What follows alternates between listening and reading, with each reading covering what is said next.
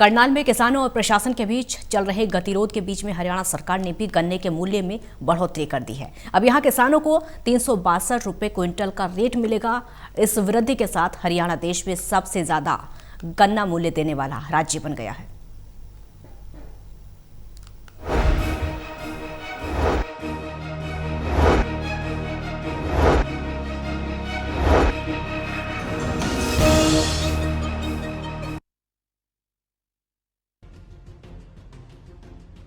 करनाल में किसानों और प्रशासन के बीच चल रहे गतिरोध के बीच हरियाणा सरकार ने भी गन्ने के मूल्य में बढ़ोतरी कर दी है।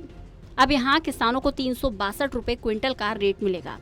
देश में गन्ने का सर्वाधिक भाव हरियाणा में दिया जा रहा है। इस बार मुख्यमंत्री मनोहर लाल खट्टर ने प्रदेश के किसानों को गन्ने के भाव में 12 रुपए की बढ़ोतरी की 362 रुपए प्रति क्विंटल देने का निर्णय भी लिया, जो न केवल पंजाब से ज्यादा है बल्कि पूरे देश में सर्वाधिक हो गया है।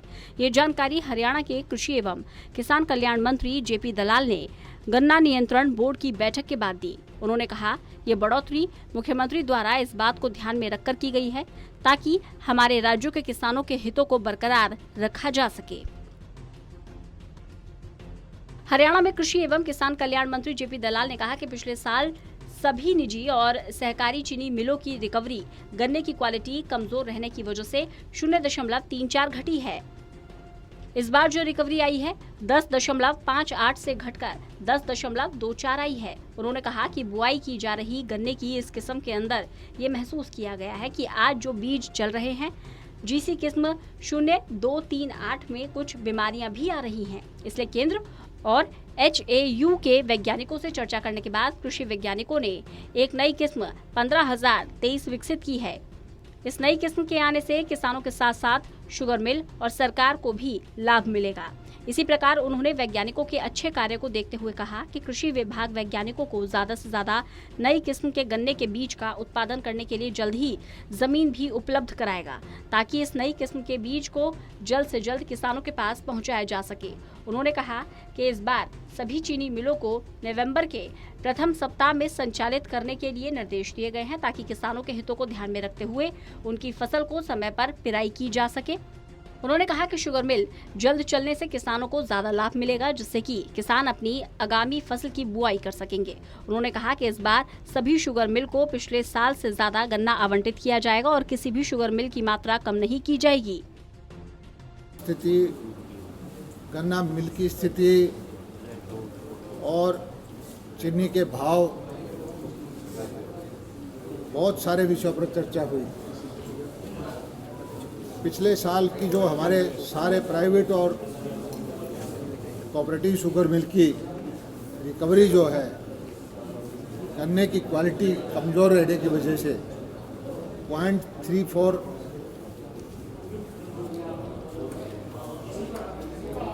घटी है। इस बार जो रिकवरी आई है 10.58 से घर के पिछले साल से 10.24 आई है।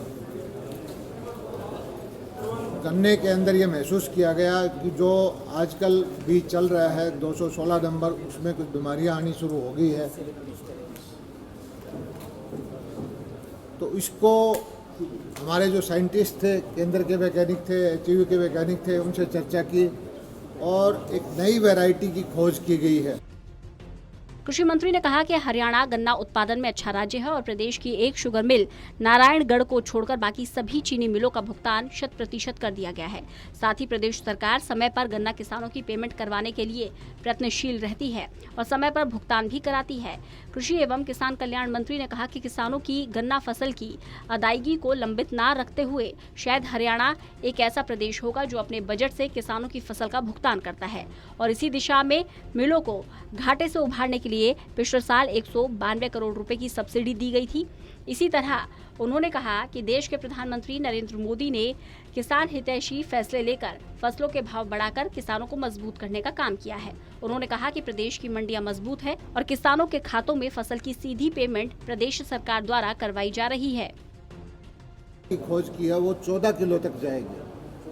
अगर ये वैरायटी हरियाणा के अंदर किसानों के अंदर हम जल्दी से जल्दी पहुंचाएंगे तो एकदम से उसको उत्पादन जो है चीनी का 30% बढ़ जाएगा और किसान को भी लाभ होगा, शुगर मिल को भी लाभ होगा सरकार को भी लाभ होगा। और उसके लिए हमने साइंटिस्ट को बोल दिया है कि हमारे कृषि विभाग के जो फार्म हैं, जहाँ उनको उपयुक्त जगह मिले वो ज़मीन दे के वो बीज तैयार कराएंगे जल्दी से जल्दी। और इस जो उन्नत किस्म की इस जो गन्ना है, इसका बीज जल्दी से जल्दी तैयार करवाएंगे। दूसरा, हमारी कोशिश ये होगी कि पिराई का सीज़न जल्दी शुरू करें, क्योंकि जितना जल्दी करेंगे उतना ही गन्ना का ज़्यादा पिराई होगी और किसान को लाभ होगा।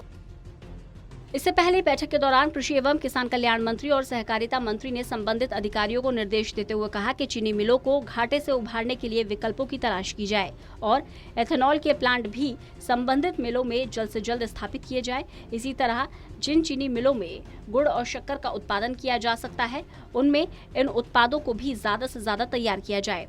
इस तरह बैठक में विभिन्न गन्ना किसानों की समस्याओं का निराकरण भी किया गया और संबंधित अधिकारियों को निर्देश भी दिए गए। चंडीगढ़ से टोटल न्यूज के लिए अनिल कुमार की रिपोर्ट।